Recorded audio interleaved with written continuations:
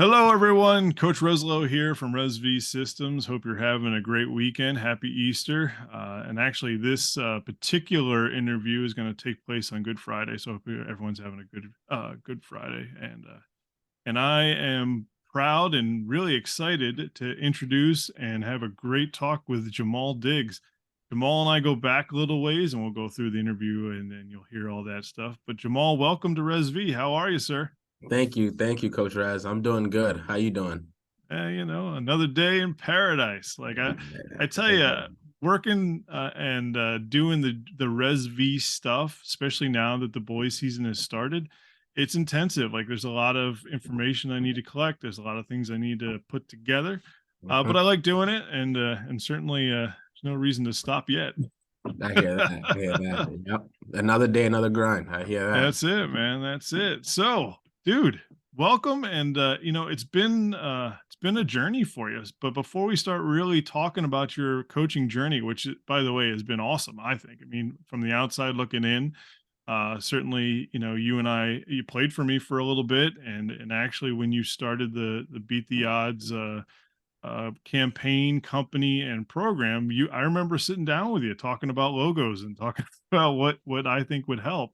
But I was gonna ask you if you remember that when we oh, sat dude, down. I was in my little cubby. I didn't have an office yet. I was in my cubicle, and we got to sit down, and you started giving me these concepts. I was like, dude, I love it. You need a logo. And you got a logo. Your logo kicks, it's wonderful. It beats mine. So I'm pretty stoked. That's funny. Well, let's talk about your background, man. Let's start from the beginning. You were a kid balling in Maryland, and where did it go? So grew up in Gaithersburg, Maryland, right outside of DC. Played multiple sports, but volleyball started to really kickstart my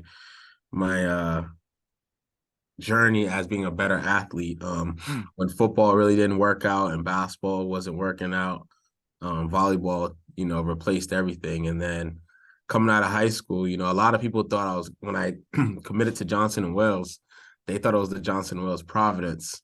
And I won't forget when I had an email, 2011, you reached out and it was like, are you coming here? And I'm like, no, I'm going to the Denver campus.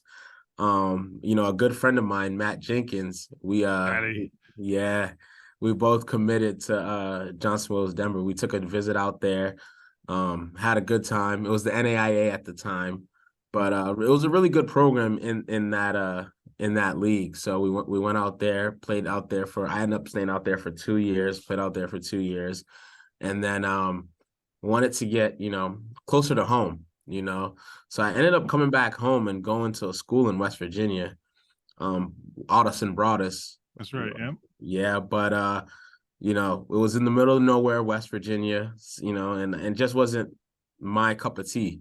So I said to my parents, I want to get out of here. So my mom said, hey, just go back to Johnson Wales. How about just go up to Providence and just, let's see what can happen there. And I remember Maddie said that he told you guys that he's coming. You're like, oh, we'll see when he gets here. But ended up coming to Johnson Wales. That's right. Maddie Janko had played a year and a half for me already by the time you rolled in. Yeah. And I remember writing that email. Like I remember going, "Oh my gosh, we're gonna get this kid too, sweet." And then you're going to Denver. I was like, "Oh, not sweet." Okay. Coach Rez, like I'll be 30 in June, and that email was when I was like 17 or 18. Yeah. And I don't regret anything in my life or anything that No, I've of course. experienced, because everything that I've experienced and gone through has made me who I am today. Sure.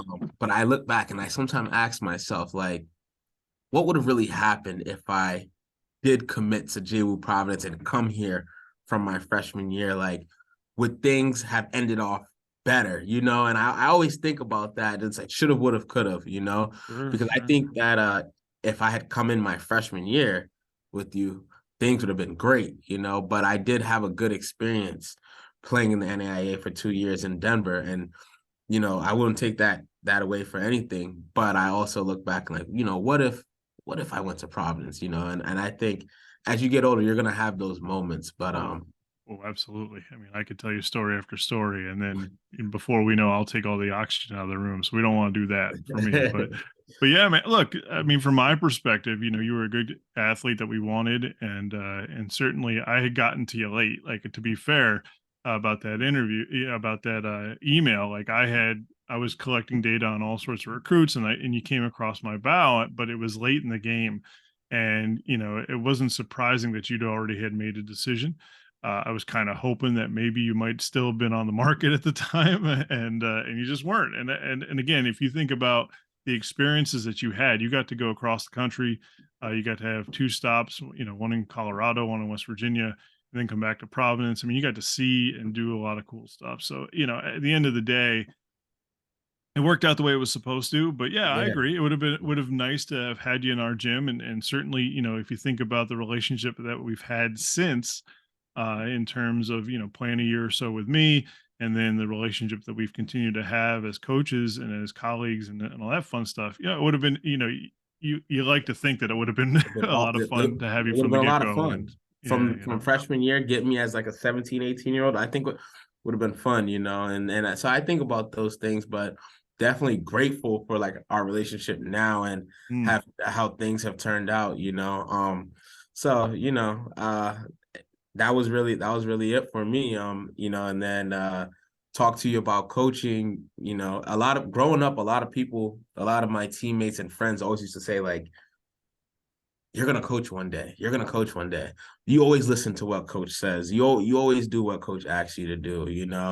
And I was gonna ask you, did you, as a player, as a young kid, would you see me coaching in the future? Did you ever see that? Oh yeah, yeah. I mean, there's guys that you work with, and throughout my career, I was at the college level for 12 years, and I've gone through many different, recruiting classes that have played for me. And you have guys that are horses that are your top players, and they give you the most bang for your buck in terms of performance. You Uh-huh. have guys that are role players, you have guys that are, culture guys. And when you have, in my opinion, the cross reference of culture guys, role players, they tend to be coaches. Like the high performance guys, the guys that become your top players, they tend to not be coaches. And the only reason they tend not to be, in my opinion, is because they're so good, they don't have an understanding that other people can't be as good as they were, right? Like, it's very rare for an elite coach, I mean, elite player to be a very good coach, because, That's you know, yeah. why I can do it, why can't you? And it's like that's not cultivating, it's not helping players get to where they need to go. Right. That doesn't mean it's impossible. I mean, there's definitely been great players that have become great coaches. Certainly, they're out there. Jason Kidd, Larry Bird, guys like that Sure. in the basketball world that, were outstanding players that are able to translate what they're trying to accomplish with their players. But more often than not, it's the guys that believe in the system, believe in the camaraderie, the culture aspect, and then they play a role in the team, and a very important role, whether it's maybe the third leading scorer, maybe the top passer, maybe, we're talking volleyball now.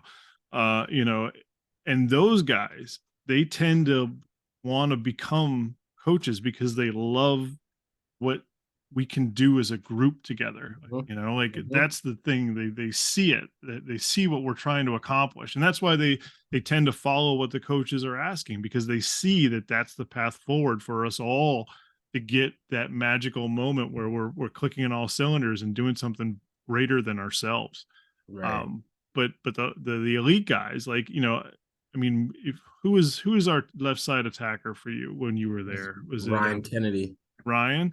Yeah, I mean, Ryan's, alpha male, going forward, score big points. Brendan Baker was the same way. Love both those guys, and Brendan was there certainly, too. yeah, Yeah. certainly Ryan and I had sort of an up and down relationship, but looking back on it now, especially with all the things that have occurred, like I look on it favorably. Like Ryan was a very good player. Brendan was a He was. very, very good player.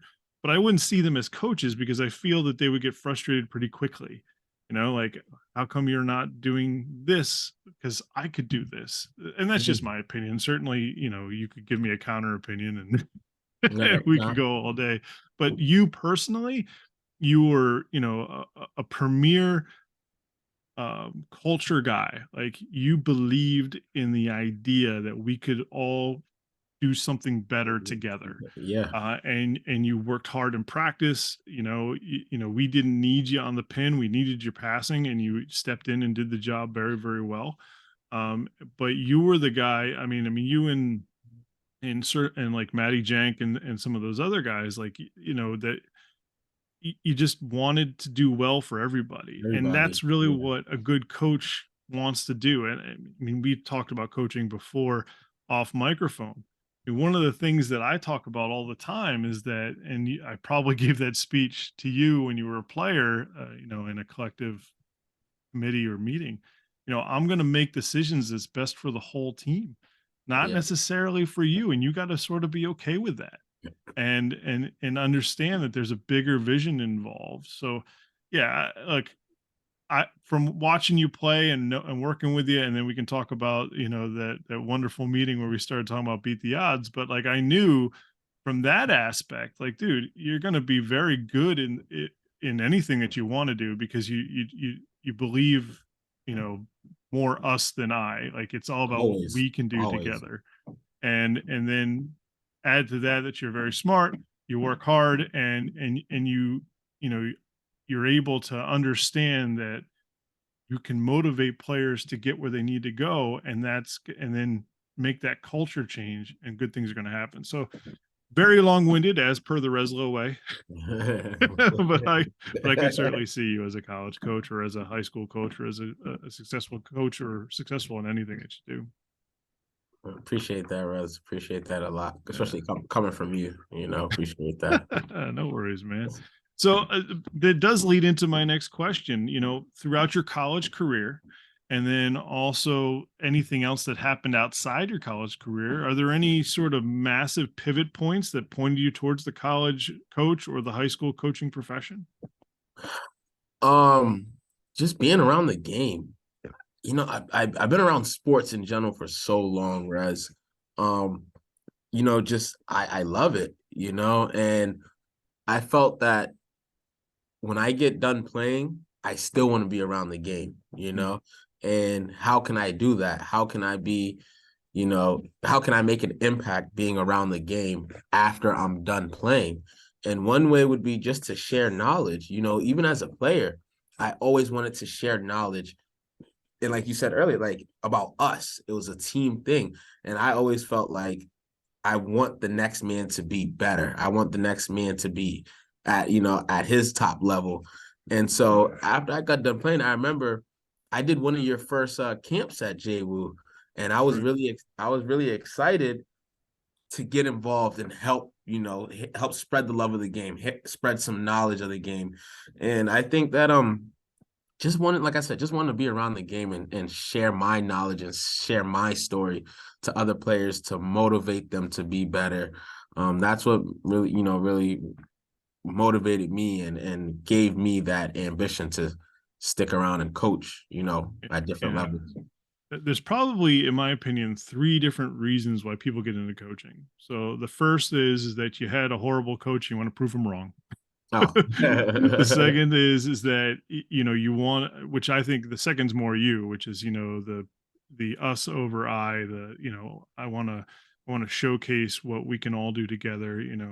And then the third thing is that you want to be around the game. So I think you have those last two really going for you.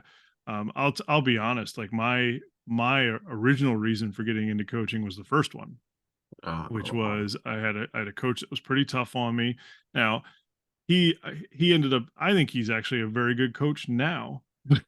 And he's out of the game now, but at the time when I was a knucklehead and wasn't really thinking, you know us versus we, I was more selfish than I needed to be. Like, I thought he did a real tough job with me, and I wanted to yeah. prove him wrong. And in the end of the day, all I did was prove that he was right, but I just have a different style. So and I think I became a better coach once I embraced all three. And certainly, you, I don't know, I'd like to think that I'm not one of the issues for you, but I might be. You never know. Now we talked about this. You're in line with one of my favorite coaches. But well, thank The you. way you do things, and that's the thing. My coaching style, I take pieces from all the coaches That's right. that I have been coached by. Negative and a positive aspect. And the way you do things, you do. I don't think we have the same style, but I took some pieces from you. And nah, you're nah, you're not. I have a few coaches out there that I'm like, okay, I don't want to be like that, and I learned that, okay, I'm not going to do things that way. You're definitely not in line with that. You have a good relationship with your players, and you know how to run a program, you know how to build, and Yeah. that's Well, pretty remember, cool. even if you have a good relationship with your players, you're still going to have issues. Like, that, I know that. I mean, as many people, as many players that liked playing for me, there was a small portion that really had issues and really didn't like the way I did things and wanted to, really wanted a different scenario. And maybe that's a nice thing to start talking about now with our next question is like, how do you deal with players that are challenging? I mean, I can tell you how I did it, but I'll let you go first. Dealing with players that are challenging, so me personally, I think I specialize in that category, Mm, and I believe that that comes first, like before the X's and O's, you know. I think I can get across to a kid, uh, basically just kids that are challenging I think that they're looking for something, whether it's attention, whether it's they're looking for that love. A lot of kids nowadays, they're looking for that love. mm, So that tough love, it gets to them, but they're also, probably divorced parents, you know, a situation at home, and they just their closest thing to them now is the game and their coach. mm, And most kids, when they play the game, who do they want to impress their coach? mm, They want to do well because they got that figure, adult figure that's, demanding success from them, and they just want to make them proud. So you can demand success and you can be tough, but you also got, hey, it's a balance. Hey, show them that love that, hey, I'm here, I'm with you. I'm on your side. I'm asking you to do these things, but we're gonna get along, we're gonna get to where we need to get to together, and just being able to share that aspect and share that with them that, hey, we're together in this. I mm. know I'm riding you, I know I'm hard on you, but I just want you to know that whatever you need, I'll be here. And just giving them that reassurance will be like, okay, coach, I got you, Does that differ from high school to college players? Yeah, it does. It does because from what I've seen and experienced, high school, the maturity level, Right. I think they need that a little bit more than college, which I've also learned that whether I think that like I said, all players, whether it's college, high school, they all want some type of attention in their own unique way. But I think that it's more on the high school level than the collegiate level, because when you get to the collegiate level, now you have a job. Now you have to compete. Everybody's competing. It's not just one or two kids in high school. Yeah. It's the whole team now. Everybody got recruited here to do their job. Everybody's fighting for a position. Everybody's good. So they kind of understand that, and they're older now. But in high school, it's like, it's I'm just doing this for extracurricular activities. It's not a job. I'm not here for this. Most Right. kids go to college to play that sport. Right. Well, So you're in a unique situation because as you're speaking and I'm listening to the information, it just dawned on me. There's not many people in that I can think of that are coaching college and high school at the same time. More often than not, that you're a college coach, you're assistant college coach, you're sort of in the college world, maybe doing camps and clinics with the high school, but you're doing both, which I find fascinating. And we'll dive down that road in a second. But I do want to provide the way I handle challenging players. And again, mine's more college, the college system way, mainly because that's the age group that I dealt with the most. Although now, having done South County 18 ones, I'm doing a lot more high school stuff, which it has has some surprises for me as well. But for me, like I read a book once called Carrots, Sticks, or Sermons, and it sort of stuck with me that the way to deal with those that are really bothered with the situation or having real issues with the situation is there has to be a carrot, there has to be a stick, there has to be a sermon. So the carrot is, what the reward is if you're following the right behavior.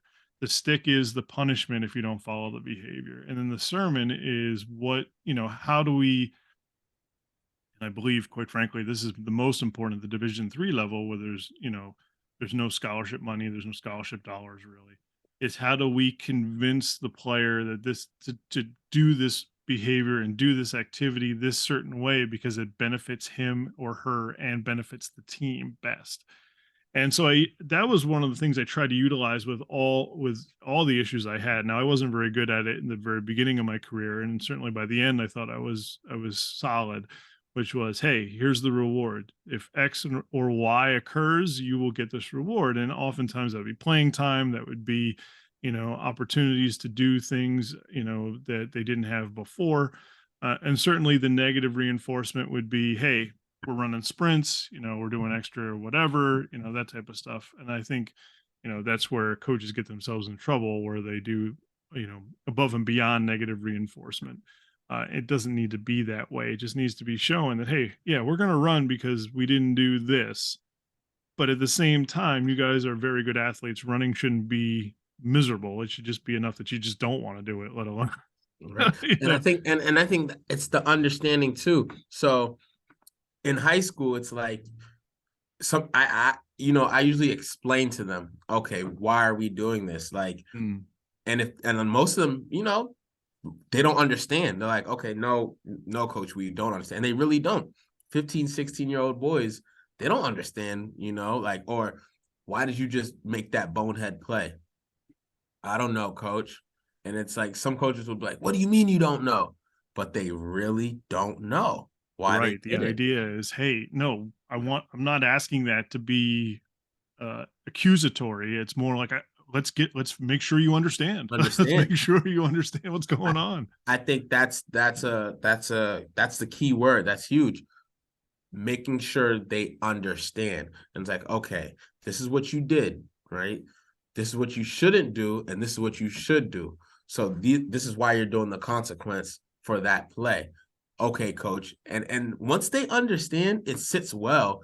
And going forward, things will be better if they just understand. If they don't understand and you keep punishing, you're driving them away, you know? Yeah. Like that's one of the number one things that I would recommend to all athletes, whether it be high school or college, is that if you don't understand what's going on, and if you have questions about why the process is being done a certain way and why the decisions are being done a certain way, like schedule a one-on-one with your coach and talk.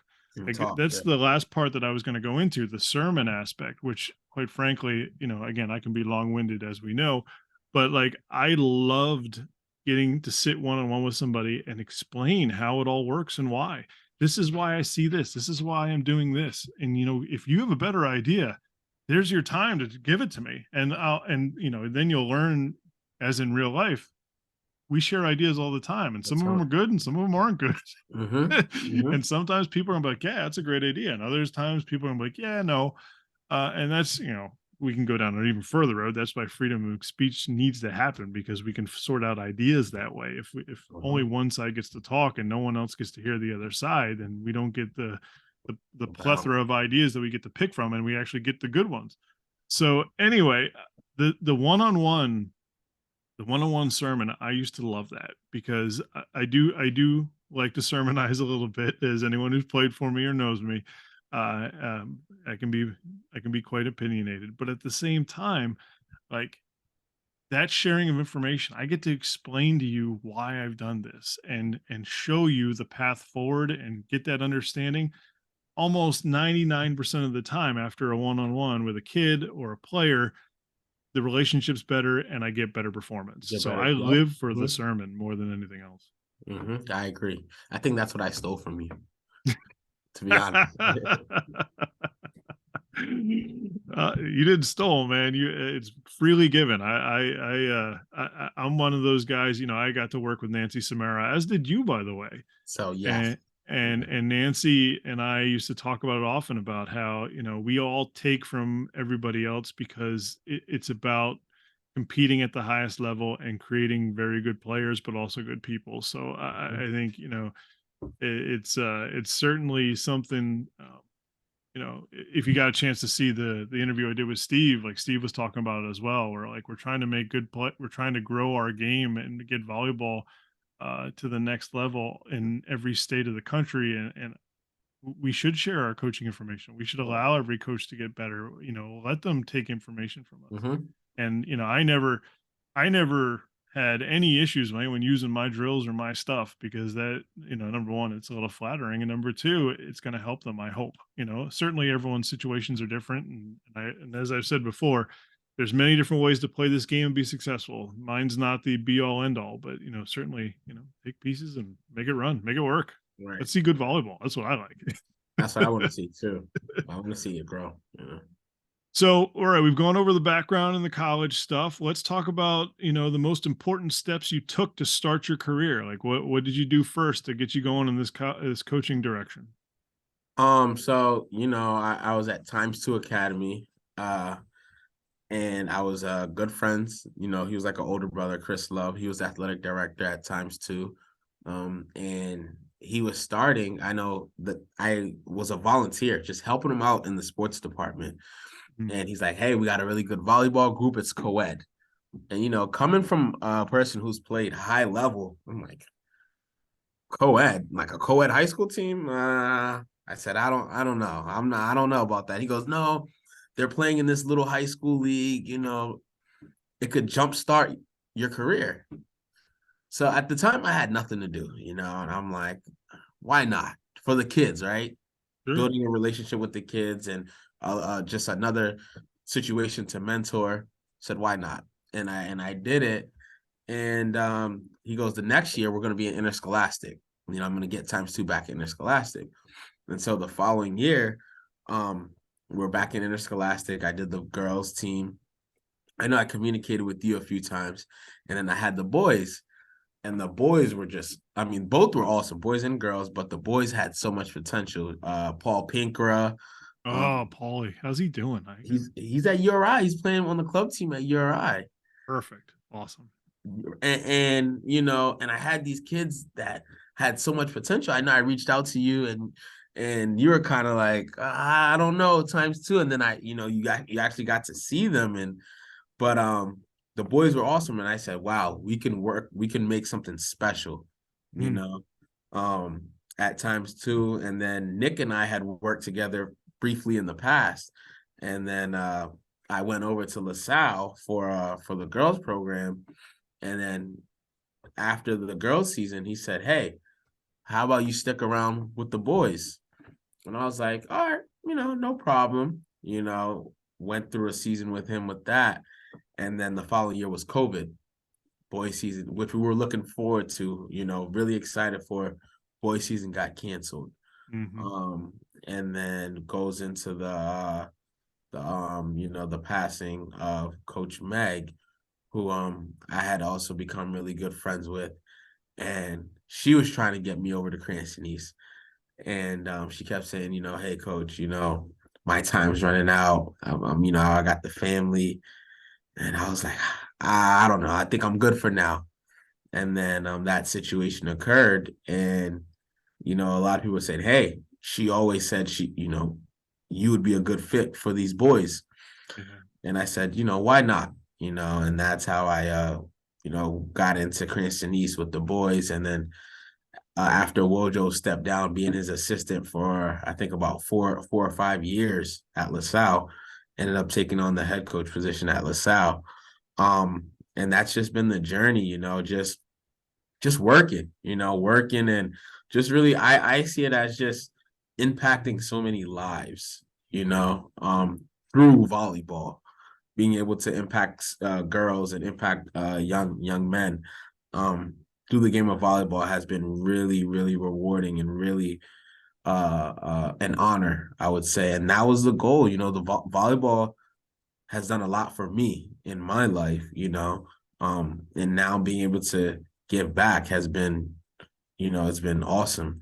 And so that's really how the coaching journey has been. And now in my second year with the Cranston East boys, has been, so far we're just starting, but last year was awesome, coming in right before the season, not knowing these boys, not knowing what was going on, but just knowing that I had to be there for them, be a moral, a big brother figure, just helping them through what has happened. I knew that was going to be a priority that I Yeah, had to really.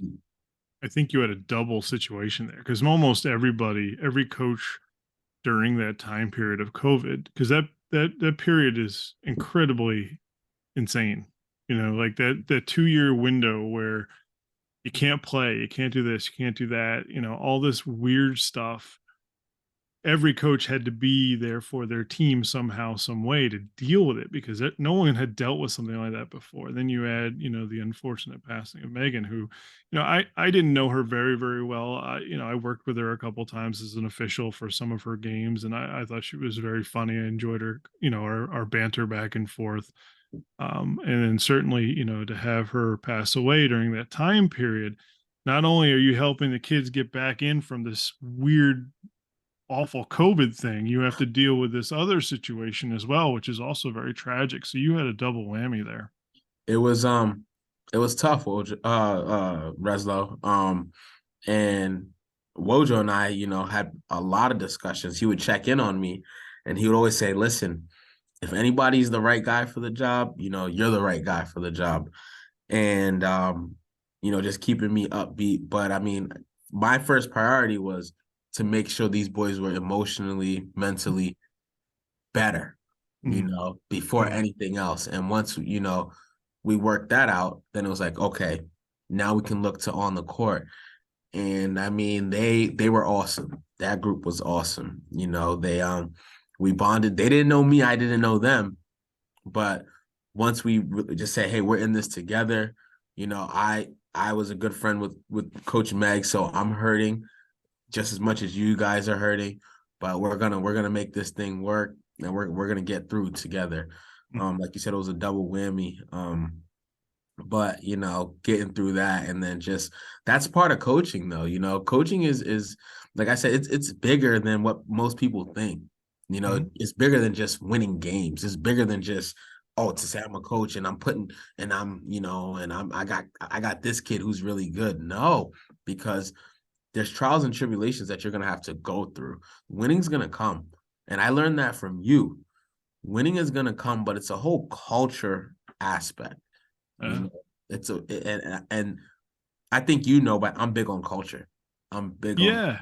Well, I think it's one of the things you do best. Like I'll tell you a quick story, and you probably know this one already. But like Jordan Boo contacted me when you got the job. Now Jordan had played for me for South County 18s and 18-1s, and he was like, "Hey, Jhamal got the job. What do you think about him?" And my first reaction was, "Well, first off, he's a great guy, and then secondly, is that one of the things that he does better than anybody else, in my opinion, is that he gets teams to buy in and really get close together and move forward together as one unit." And that's culture. I mean, it's just a it's It's a culture. it's Yeah, a it's a watered down version of what culture is. Getting everyone to believe in the system, believe in each other, and then go forward and face adversity as it comes. And I think you do that better than almost anybody I know. I think you really are able, especially at the high school level, to tap in and get everyone on the same page and go. I mean, I'll tell you honestly, that's been one of the harder parts for me. Like it's always been a struggle to have good culture.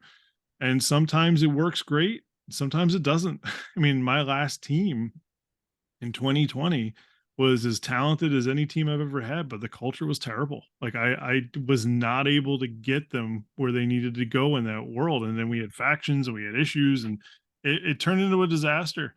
And I still think even through all that, we would have been competitive and probably had a chance to win the conference, but it didn't matter at the end because COVID stripped it. But, once that COVID year was over, had Johnson and Wales stayed forward, we would have been better off for the following year when culture would have been better, because Mm. culture matters a ton. It Ton. really does. If I you have good culture, you'll be able to achieve more than you're capable of. If Yes, you have coach. bad Yes. culture like we had in 2020, which was unfortunate, you will achieve just what you're capable of. There won't be any exceeding. There won't be anything, won't be any special moments. It'll just be, all right, we won the stuff we were supposed to win, and that was it. So it's culture is everything. So I'm Yes. with you there. And the boys know, any of the players that play for me, we all, it's culture for me, and just I feel like team together, everyone achieves more. I've always been like that. Been like that like since I was a kid. Hmm. Um, just being like you said, and you said it, a team guy, and I believe that if you believe in each other, we'll make it work. We're the smallest team in the state. But when you believe in something and you see it, the sky's the limit. That's my style. Talent will come, but if you believe and you got good culture, like you said, you can achieve more than you're capable of doing. Yep. And that's just been my success with coaching. Yeah. That's been my route. And culture takes work. Like that's the other thing that people don't understand. It's not just one It's time that you sit everyone in the room and say, "Hey, we're going to be good." It takes a lot of no, work. you And have like to you have yeah. to keep you have to keep you have to keep pounding that into them, Mhm. and like whatever you guys believe in, or whatever you want your culture to be, in order to mold it, you have to be consistent with preaching that. And you Mhm. can't just say at the beginning of the season, all right, this is what we're gonna do. No, to build that culture, it's the consistency throughout the season that, okay, coach is consistent with what he's saying. Okay, we're gonna buy into that, because most coaches will say, all right, guys, this is how this season's gonna be. We're gonna overachieve this year, and then that'll be it. And they'll just go through their season. And it's like, no, you have to stay consistent with week by week, day by day, practice by practice. This is what we want. This is what we want. This is what we want. And continue to go after it. And what makes coaching tough is that you can do all that and it still might not work. It still might not work, right? 2020 Johnson and Wales men's volleyball, like it still didn't work. And it was like, gosh, man, we're so good, but we hate each other, which That's is the tough. worst. That's tough, Yeah, it's the coach. That's worst. tough. That's Yeah, tough. it happens. I mean, it's funny because I look back and the teams that had the best culture, 2019 JWU, that was the best team overall for us. We did some really special things together. And then 2014, JWU was quite good. But those are the teams that really excelled. And then the teams where we had terrible culture or very challenging culture, I guess would be, 2013 was tough. 2020 was very, very, very tough. Um, but that's the difference between really teams exceeding and, like we said, teams being just normal. So, all right, let's talk about the three craziest situations you found yourself as a coach. Wow, three crazy situations. I mean, that's tough. That's a good one. I'll say three crazy situations. I haven't. I mean, parents are crazy. True, Uh, parents can be tough, no question. and I haven't really ran into any crazy situations like that. Knock on wood. I've had some situations where with players just you know feeling that the entitlement, and then the parents getting involved in those crazy situations, but nothing really out of whack like that, All right, to, cool. to, to be honest. And I hope I can keep it like that. They're But coming. Yeah, and I'm young, so I'm like I still have Yeah. a lot, a lot to see and a lot to endure. So crazy situations, I haven't ran into many besides crazy parents. That's Mm. really about it. Yeah, the parent stuff is tough. I mean, that's one of the reasons that referees are hard to find. It's one of the Oh reasons good yeah. coaching is hard to find. It's because the parents can be very, very tough. And the problem also is that like 70% of the parents, 80% of the parents are not a problem at all. It's just 20 to 30% that can be very, very uh overbearing. They can be entitled. They can be um a lot of it's not understanding, some of it's living vicariously through their kid. Like it's very challenging, and I'm a parent and my kids are both in high school, and I my goal is to not get involved at all. Now you could argue that ResV sort of gets involved by by proxy, but I really try not to tell anyone how to coach, try to tell anyone how to do their business unless they're unless they want to, unless they want to get involved with me and work with me. And but I've never told any coach that my kid's playing for, you know, this is how it should be done. I think there was one particular time when the head coach at East Greenwich, Ridge, he was coaching one of my kids last year at South County, and I wandered over and I just said, "Hey, can I help you with one particular thing?" And he was like, "Yeah, sure." And then I started mapping stuff out and whatnot. But the goal is to never be involved, like just to be a Yeah. fan, just to cheer them on, support them, help them when they're frustrated. But going toe to toe with a coach or causing issues, like that's never where you should be. It's never, um never. it really isn't. And the problem is, and now we're going to go into a whole different world, Jamal, but feel free to back me on this play or give me a counterpoint. The problem is that there have been very bad coaches that have done horrible things. And because that gets highlighted in the media, and then you see it, you hear those stories, and parents now are on edge and miserable about it, like are So one apple spoils the whole bunch. yeah, dude. Um, Yeah. I mean, it's not the first time, we've heard these things, and I agree. I do back you up, because there are coaches out there who do some crazy stuff and have done some bad stuff.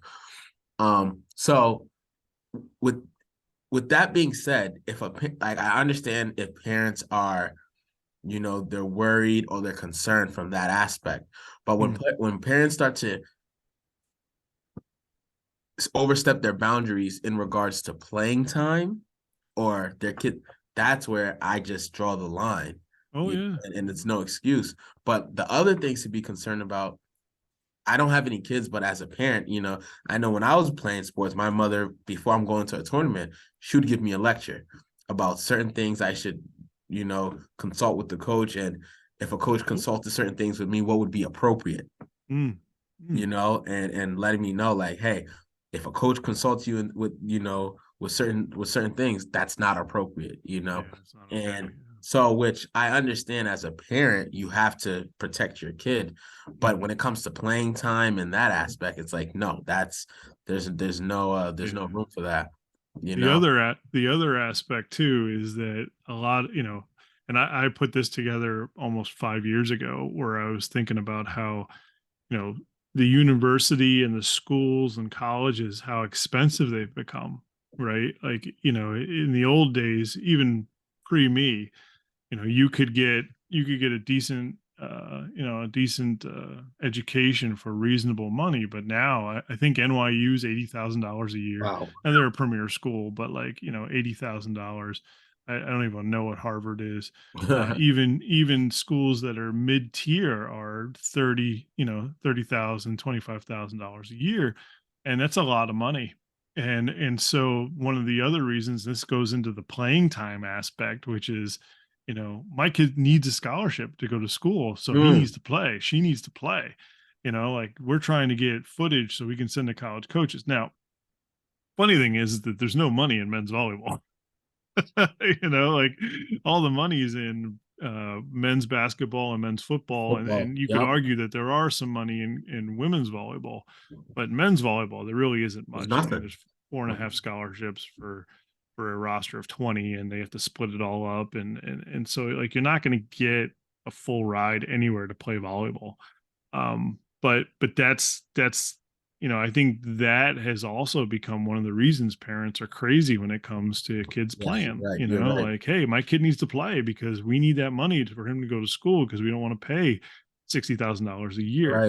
Right. Certainly the sticker price is always sort of a shock for everybody for colleges, but at the end of the day, there is financial aid, there is academic aid, there is federal loans and Grants. stuff like that. But man, I think those two things have caused parents to be incredibly tough and sometimes very irrational about how they deal with their kids playing sports.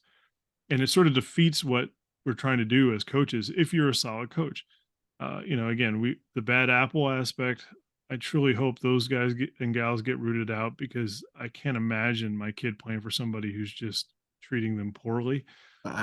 It bothers me. It bothers me, and it's like, but it's like that happens in every situation of life. Yep, From work, true. like Yep. like I tell people, not all cops are bad, but out of the, are you gonna have some bad cops? Yeah, you. Does that mean that all cops are bad? No.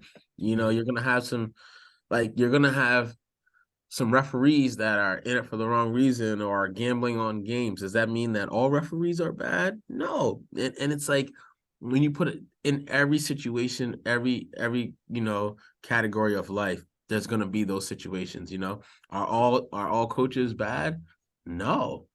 But you're gonna have that one or two that we don't know, and it's sad and it's unfortunate because a coach, and I said this on a podcast that I was on not too long ago. These coaches have to realize, Rez, how important they Their job are. is. Yeah. Yes. Yes. And I think some people don't realize how important or the impact, how severe the impact. I mean, I have friends now who, we're almost in our 30s who have trauma, Mm. or they're the way they are now is because of how their coach treated them in high school. I have a Yeah. buddy who he's still traumatized football player from Yeah. how his coach didn't get him the college looks from the film that he should have, and the kid is just lost now. And it's like that was almost 15 years ago. Well, I was fortunate to get a trip with my wife to Hawaii, and I'm in Hawaii and I'm having a drink and I'm just sort of relaxing. And I started talking to one of the other husbands of one of the people that were there. And when he found out I was a coach, he got physically perturbed, like he was not happy. And I was like, "What? I mean, talk to me. What's going on?" And then like he explained that his football coach was absolutely horrible to him, and he feels that all Mhm. coaches are just terrible people. And I was, and my gut reaction was, "Look, man, I'm really sorry that happened to you. It's terrible." But just like you said, it's what the Peter principle or whatever. I say that wrong every time, but it's only a few. You know, Only you. 80% of the people that are in the coaching industry are solid people. Quite frankly, like you said, 80 to 90% of the people in general in whatever field are very good, normal people. Yeah. It's that 10 to 5% that destroy what the rest of us try to get accomplished and build, and it stinks. It absolutely does stink. But you're right, man. People have trauma from poor coaching and people taking advantage of people in that world, and it stinks. It's unfortunate, Mhm. but that's not most coaches. Most coaches at a minimum are just neutral. you Right. know You'll get Right. some very good ones, but at a minimum they're just neutral. But again, you have that. I hear you.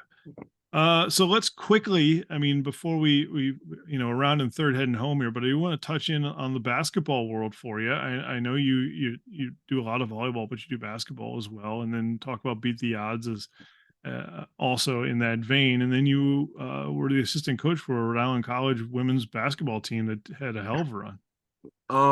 Yeah, so basketball was a sport that I love playing, and we always talk about basketball, even when I played for you, or we would have multiple conversations about basketball. I know you're a basketball guy, and so basketball was like my first love. People think it's volleyball. I'm like I was a basketball guy. Volleyball just ended up working out, but same thing. Wanting to be able to give back and share my, like I said, share my story and say, hey, you know, basketball didn't work out for me. Coaches had certain coaches, but coaching basketball has been really, really fun. Hmm. I love basketball. I love the game. I love sharing the knowledge of basketball. And then, I coached at Cranston East for 3 years. I did 1 year at times two, and then 3 years after that at Cranston East, and then got the opportunity to go coach at Rick with Jenna Crossgrove, who's amazing, amazing coach, amazing person. Gave me the opportunity to be her assistant. And this year we made the run to the Final Four of the NCAA tournament, So which cool. amazing, So cool. amazing, amazing, amazing. Unranked team. You know, Yeah. goal was to make it to the goal was to win the conference tournament to get a bid. Hmm. Excuse me. Won the conference, won the Little East Conference. Got the bid to the NCAA tournament. And then from the goal from that point, all right, let's just try to get one win in the NCAA tournament to get to the round of 32. Yeah. Right. That was it. Yeah. We win that one. Boom. Next day we play Scranton in Scranton, Pennsylvania, number 3 team in Hmm. the nation. Boom. We beat them on their home court. Oh, Right. sweetness. And that was like, we're looking at each other like, what just happened? Yeah. But on their home court, number 3 team in the nation, I think they were Yeah. 27-0. Yeah. 27-0. I mean, their fans are standing there, they're stunned. Um, Sure. so now we're going to the Sweet 16. Next following week, we go to the Sweet 16. We play University of Chicago, who, if I'm not mistaken, is ranked number 10. I think number 10 in the nation. Boom, we beat them. Hmm. Right. It's like, okay, wait a minute. Now Elite Eight the next day. Play Babson. Babson's like number 12. Beat them. We're going to the Final Four. I mean, just the girls did a hell of a job. Hmm. The team was awesome. I mean, really talented. A lot of Rhode Island kids, but I mean, an experience that I'm gonna remember for Sure. forever. It was Oh, my sure. first year coaching college basketball, and it was just awesome. I mean, like I tell people all the time, my first year coaching college was with Nancy Samar Hmm. at J, and that was her first GNAC championship. You know, Hmm. when we made the run, and I remember I went to you, and we're going to play Riv in the championship. And I said to you, and I said, anything can happen. And and I won't forget because Riv was on a run. Oh, yeah. Yeah, they were on a run, and you were like, Jhamal, Riv is tough. And I said, I know. I said, but anything can happen. And we went there and we won. And it's like, so I'm like, all these experiences and moments that you'll cherish. I've been blessed to have these moments, and it's been fun, just embracing it, you know, Mm. and Yeah. adding to the book. Yeah. No, I mean, you've had some incredible experiences and you've worked with some really good coaches. So really good stuff all the way around. And that leads to beat the odds. Tell me a little about that. So, I mean, the name speaks for itself, as a player, I never thought that I would play a collegiate sport or even be an athlete in college. And just a young kid from Gaithersburg, Maryland, is like definitely beat the odds. A lot of my friends were star athletes. A lot of them were going D1 football or top level, mid-major basketball, D1, D2. And so I never really saw myself. I don't want to say I didn't see myself in that category. I always believed in myself, but I didn't know what was going to happen. So to even get to college and play volleyball, I felt like I beat the odds. Mm.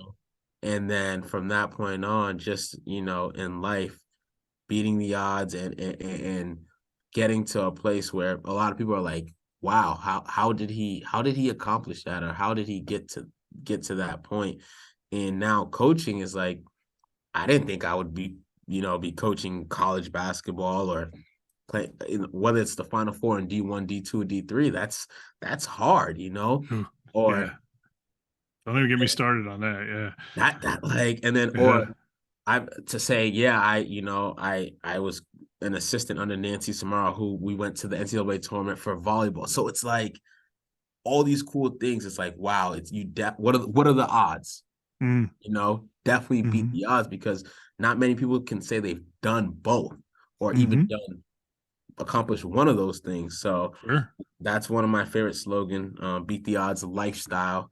And it's hmm just, just trying to always accomplish. And last year with volleyball, like we made it to the semifinals with that group, and it's like, who would have thought we beat and Yeah. No, I hear you, man. I do. so it's just beating the odds. And so I made an organization, created an hmm organization for the youth, which is also an AAU program. Um, so it's a youth organization and an AAU program that kids can from the inner city can come and play, and basically just sharing that story with them, and showing them that they can make it out. There's an Mm, opportunity for them. So just building that foundation, helping them get to colleges. We help them, a couple of buddies of mine who have helped me with this organization. We help them get recruited, help them mm, show them, hey, this is how you can reach out to coaches, show them the platform, because a yeah. lot of kids don't have that guidance or know how to do it. Oh, So yeah. Oh, yeah. Well, that's awesome. Very cool. Yeah. So let's go pivot from there, because I love the beat the odds stuff. And again, you and I sat and talked about logos, and yeah, that was what I remember the most. And then you've turned it into this organization that's done really good work. So really kudos to you, and that's outstanding. But to finish the couple of questions, things that sort of help the people that might view this interview. What's one thing that you think that every coach should know that they probably don't? what's one thing coaches should know? Hmm That I and it goes back to culture, right? Most coaches forget that, Res. Most coaches forget, like, especially when you build, like, when you have athletes, right? And you got a lot of talent. Most coaches like, wow, okay, I got this guy outside hitter. I got a big middle. I got a libero who's gonna pick up everything. And they're like, with that talent and that physical ability, we'll be fine. But what about the culture? hmm So even if you have a really good team physically and you have a good talented team, don't forget about the culture, because the culture will get you over the hump when things Agreed. start going downhill or you get caught in some type of adversity. Culture is what will get you over the hump. Mm. So whether you have a talented team or a young team, don't forget about the culture piece, because a lot of coaches who have built winning programs, they forget about the culture piece. And then similarly, what's one thing that you think every player should know that they probably don't? One thing a player should know, I think that players forget how to uplift other players, Mm, right? And being, because I feel like when I was a player, you want to hear, like, you're always going to hear it from your coach. Your coach is going to try to motivate you. Your coach is going to try, but I think it's better when you hear it from your teammate.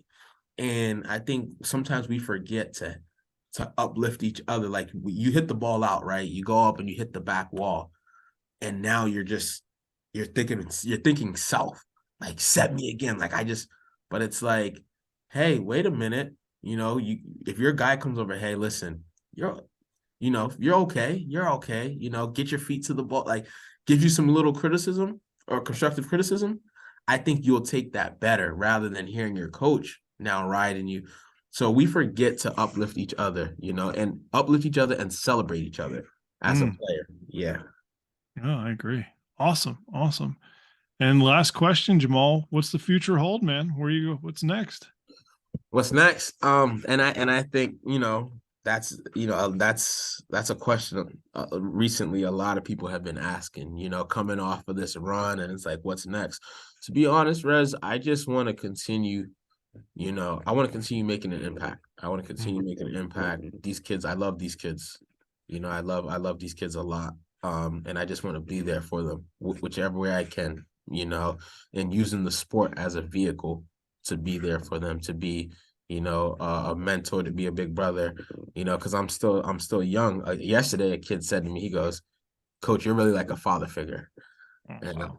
yeah, he said that, and it's like, I'm 29, but I understand that, I don't know what his home situation is like, but I understood what he meant, and it really hit home. It really hit my heart, and so I just really want to be there for these kids right now. I'm not really, a lot of job opportunities, have been tossed around, and a lot of different things, but I haven't really sat down and said, okay.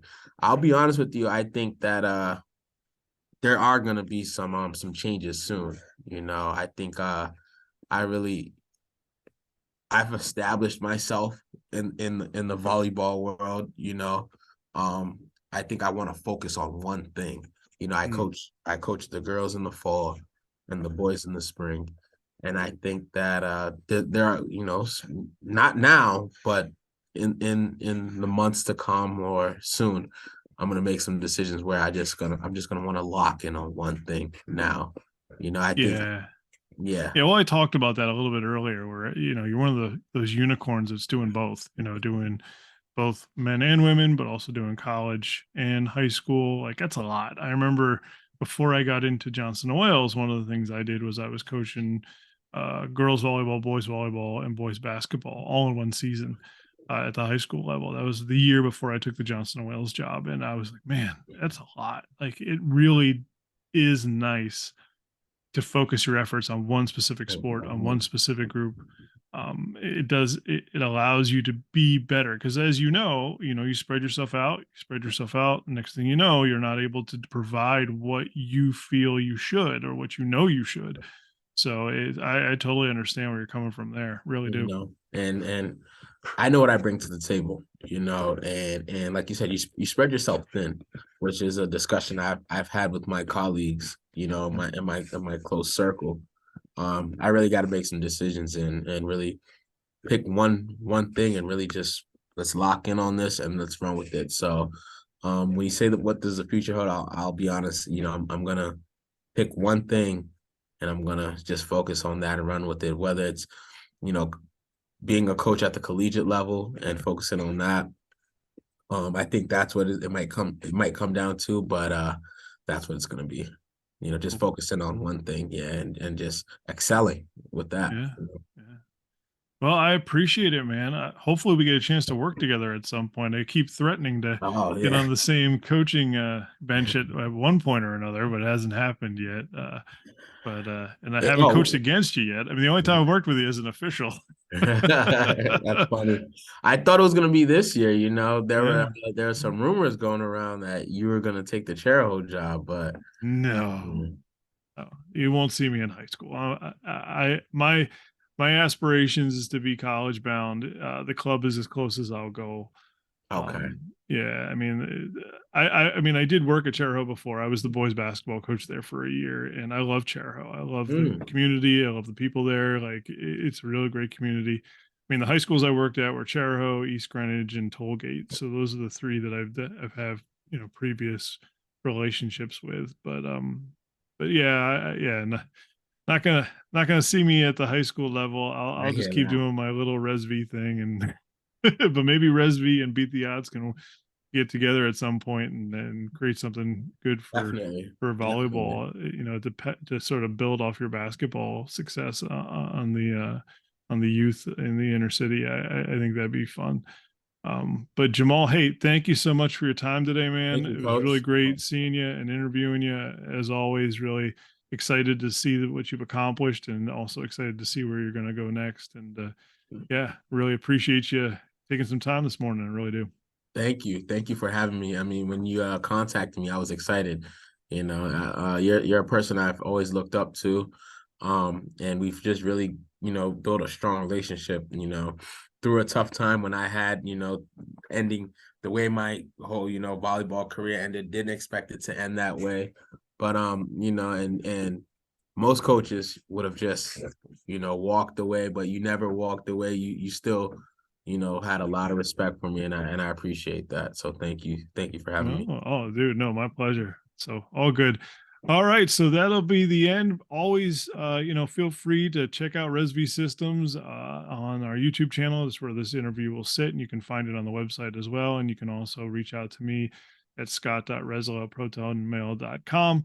And again, as ResV continues to evolve, and certainly there'll be an opportunity to hopefully join as a member and all that fun stuff. But again, I'm slow as molasses when it comes to the business side. I'm not very good at it. But the hope is that we can continue to provide, information for college, for coaches, for players, and for parents and fans to help out with both volleyball and other things as well. So, Jhamal, again, thank you so much. Have a great Thank you. rest of your day, man. And yeah, everybody, check us out. It'll be great. Stay well.